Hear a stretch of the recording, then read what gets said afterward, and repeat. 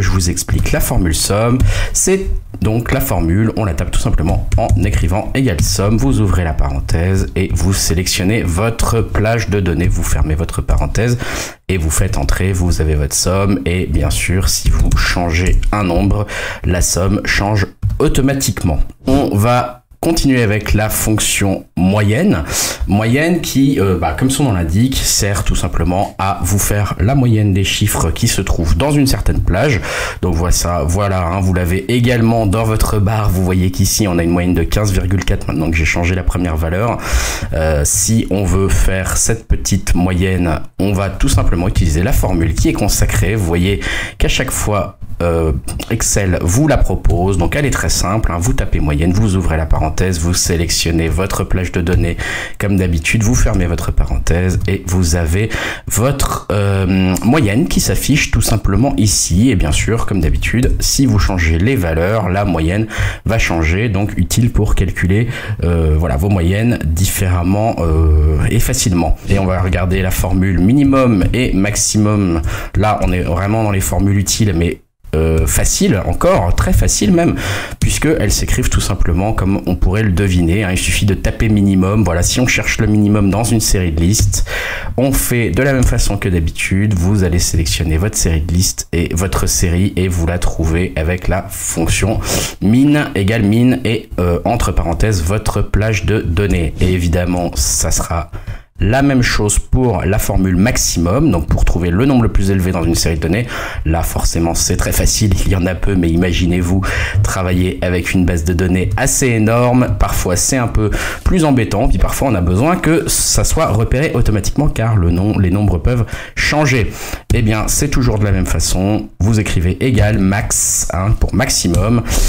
Vous ouvrez la parenthèse, vous sélectionnez votre plage de données qui est concernée, vous fermez la parenthèse, vous faites entrer et vous avez votre minimum et votre maximum. Et bien sûr, tout cela, comme je le disais, si on change les nombres, tout cela va changer en direct. Évidemment, on va regarder une autre fonction qui est ma foi bien utile, qui va servir à arrondir les chiffres. Donc c'est tout simplement la fonction arrondi que vous pouvez utiliser en tapant toujours égal arrondi. Alors elle existe, on va regarder d'abord arrondi tout court. Donc vous précisez le chiffre que vous voulez arrondir. Vous voyez que j'ai changé ici tous les nombres pour mettre des nombres un petit peu aléatoires. On va prendre la moyenne ici par exemple, la moyenne de notre série de données et on va faire point virgule et après en deuxième argument le numéro de chiffre, c'est-à-dire combien vous voulez de chiffres après la virgule. Donc si par exemple vous n'en voulez qu'un, voilà, vous voyez qu'ici ça a changé notre valeur qui est de 58,325 en 58,300. Donc la valeur a vraiment changé, il n'y aura plus les 25 etc. C'est pas juste enlever les chiffres et ne plus les voir si on enlève des zéros, ça a vraiment changé la valeur, cet arrondi. Vous voyez que bien sûr si j'étire la formule en dessous pour min et max, ça fera la même chose. Alors là, c'est des valeurs aléatoires, c'est pour ça que tout change en direct. Mais voilà pour la formule arrondi. L'arrondi supérieur, c'est tout simplement arrondi point sup. Et donc là, c'est pareil, vous allez choisir votre chiffre, faire votre point virgule. On va également dire qu'on veut garder un chiffre après la virgule. Ici, bien sûr, vous pouvez en dire 2, vous pouvez en dire 3 et vous pouvez aussi mettre une valeur qui est variable. Si vous avez envie de vous référer à une autre case, c'est tout à fait possible. En tout cas, moi, je vais mettre à un chiffre après la virgule. Donc voilà, arrondi point sup. Vous ouvrez la parenthèse, vous choisissez votre nombre et le nombre de chiffres après la virgule. Et ça va vous faire l'arrondi. Je vais le faire également pour le reste. Vous voyez qu'il y a quelques différences ici qu'on voit par exemple sur la cellule minimum, puisque on a un 0,9 qui est arrondi à 1. Voilà, c'est un peu intéressant ici. On a un 3, voilà, ça c'est un exemple intéressant. 36,265 qui est arrondi à 36,3. On va voir tout de suite la différence avec arrondi inférieur qui s'écrit globalement de la même façon, c'est-à-dire arrondi.inf. Vous vous référez à votre chiffre, vous mettez le nombre de chiffres que vous voulez après la virgule et vous fermez la parenthèse et vous voyez des petites différences ici qu'on constate encore mieux, puisque 53,328 est en arrondi, on va dire simple, arrondi à 53,300. Donc ça, on va dire que c'est le, entre guillemets, le résultat mathématique juste. C'est comme ça qu'on devrait l'arrondir, mais on peut forcer un arrondi supérieur à 53,400 ou garder, enfin ici, forcer un arrondi supérieur à 53,3. Donc pareil pour les autres, hein, vous voyez qu'on peut forcer un peu les choix et vous voyez que ces choix peuvent être assez utiles. Bien sûr, en général, quand même, la plus utile des trois, ça reste arrondi avec le nombre de chiffres après la virgule. Voilà. 3 autres formules très utiles que je voulais vous montrer dans ce classement un peu des formules les plus utiles, en tout cas selon moi, pour moi, sur Excel pour bien s'en servir. C'est encore une fois dans l'exploitation d'une base de données. D'abord, comptez les cellules qui vont contenir des nombres. Donc des nombres, vous avez, comme je l'ai marqué ici, la formule NB, pardon.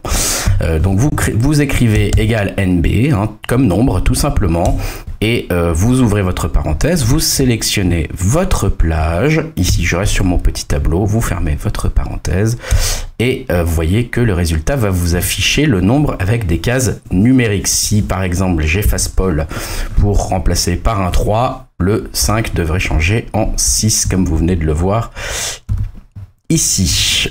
Voilà, donc si je remets Paul, hein, vous allez le revoir changer en 5. Voilà, on va compter le nombre maintenant, très utile, la fonction NBval, puisque comme son nom l'indique à moitié, on va dire, elle va être destinée à compter les cases tout simplement qui contiennent quelque chose dans votre base de données, dans votre colonne, dans votre tableau. Donc elle compte à la fois NB, les nombres, et les valeurs, hein, donc les valeurs de texte par exemple.